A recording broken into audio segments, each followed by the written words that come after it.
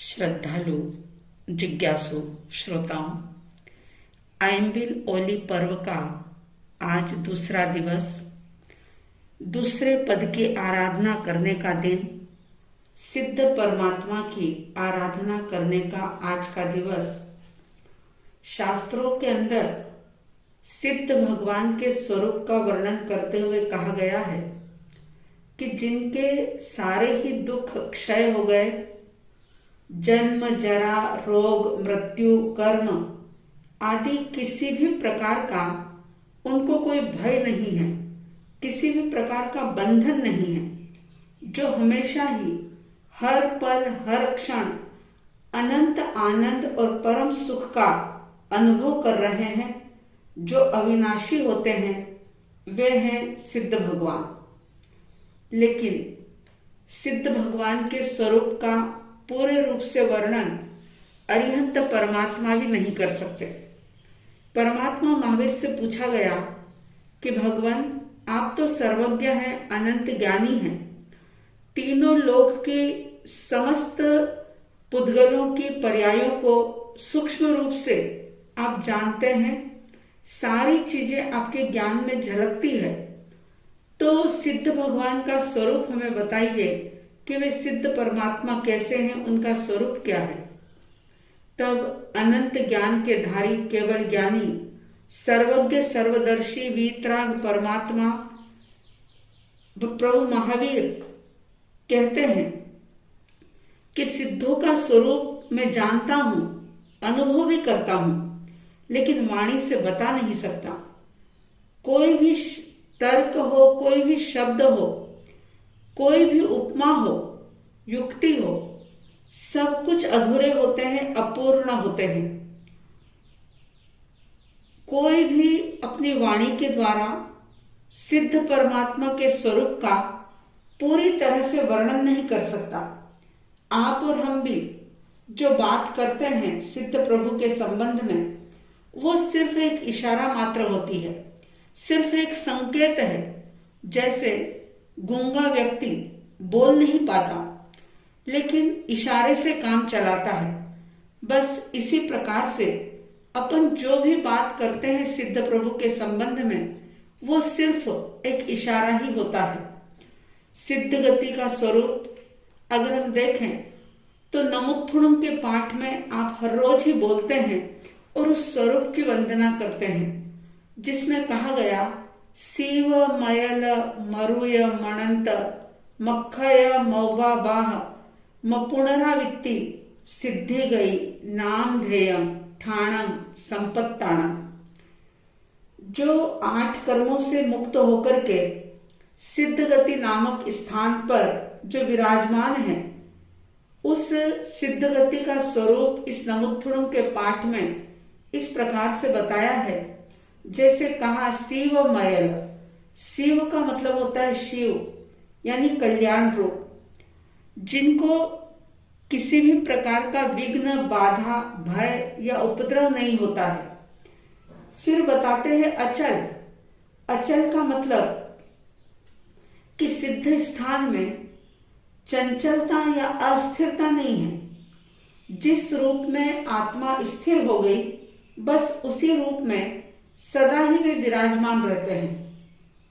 फिर अरुय, अरुच का मतलब होता है जिनको किसी भी प्रकार का रोग नहीं होता, वे पूरी तरह से निरामय होते हैं, निरोग होते हैं।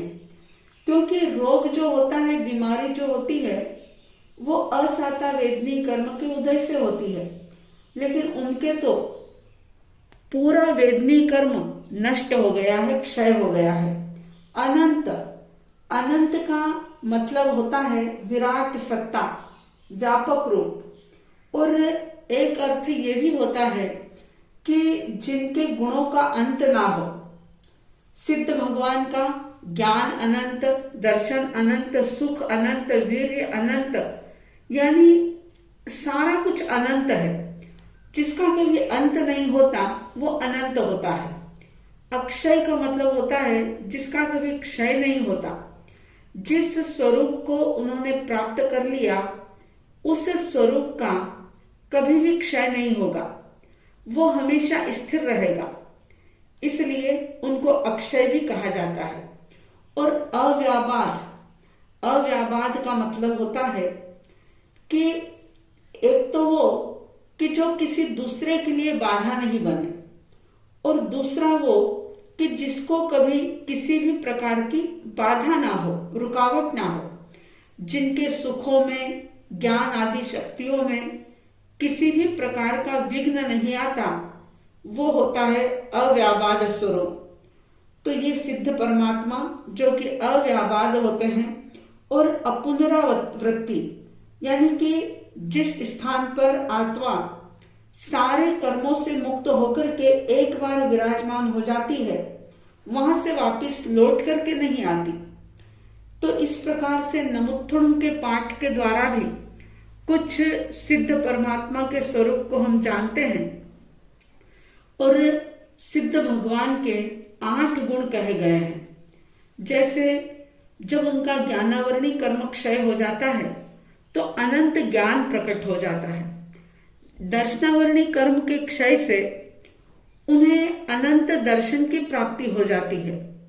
जब वेदनी कर्म संपूर्ण रूप से नष्ट हो जाता है तो अव्याबाद सुखों की उपलब्धि हो जाती है।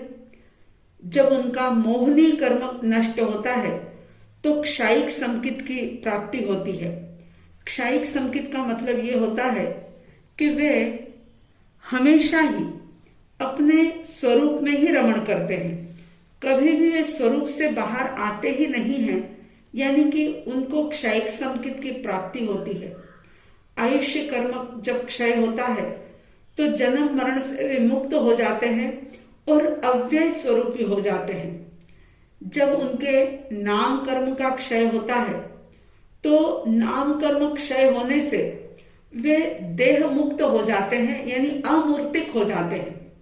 क्योंकि आपका हमारा जो शरीर का आकार है, नाम है, गोरा काला आदि जो भी रूप है, वो सब नाम कर्म के कारण से होता है। जब नाम कर्म नष्ट हो जाता है तो फिर उनका कोई भी रूप आकार कुछ भी नहीं रहता, वे निरंजन निराकार स्वरूप हो जाते हैं। नरक, तिर्यंच, मनुष्य आदि गतियों में भी परिभ्रमण नहीं करते। बचपन, बुढ़ापा आदि जो भी अवस्थाएं आपकी हमारी होती है, वो सब नाम कर्म के फल स्वरूप होती है। और सिद्ध परमात्मा का नाम कर्म नष्ट हो जाता है, इसलिए वे निरंजन और निराकार स्वरूप हो जाते हैं। गोत्र कर्म के नष्ट होने पर उनके अगुरु लघुत्व गुण प्राप्त हो जाता है, यानी ऊंच नीच, बड़ा या छोटा, श्रेष्ठ या हीन, ये जो भी होता है ये सब गोत्र कर्म के कारण से होता है। और सिद्ध गति की विशेषता ये है कि अगर आज भी कोई जीव सिद्ध गति को प्राप्त करता है या अनंत काल पहले भी अगर कोई सिद्ध हुए हैं तो वहां पर वे दोनों ही बराबर है। कोई छोटे बड़े का भेद वहां नहीं होता, ऊंच नीच का भेद नहीं होता। पूर्ण समता भाव, समानता का भाव सिद्ध गति के अंदर होता है। और जब उनका अंतराय कर्म क्षय हो जाता है तो उनके आत्मा की अनंत शक्तियां जो है वो प्रकट हो जाती है। इस प्रकार से सिद्ध परमात्मा के 8 गुण, ये 8 कर्म क्षय होने से प्रकट हो जाते हैं। सिद्ध परमात्मा का सुख, उनका आनंद, उनका सामर्थ्य, उनकी शक्ति, सब कुछ अनंत अनंत होती है। और उस अनंत का वर्णन करना अरिहंत के लिए संभव नहीं, तो भला आपकी हमारी क्या बिसात, क्या औकात कि हम सिद्ध परमात्मा के स्वरूप का वर्णन कर सके। लेकिन ये मात्र एक इशारा है। जैसा कि मैंने बताया कि गूंगा व्यक्ति सिर्फ इशारे से बात करता है। अगर उसे बहुत स्वादिष्ट मिठाई भी कोई खिला दे और फिर पूछे कि इसका स्वाद कैसा है, तो वो बोल करके बता नहीं सकता, क्योंकि अनुभव अलग होता है और शब्द कुछ अलग होते हैं। शब्द की सीमा होती है और अनुभव जो होता है, अनुभूति जो होती है, वो सीमातीत होती है। तो सीमातीत अनुभूति का शब्दों के द्वारा किसी भी प्रकार से वर्णन किया नहीं जा सकता।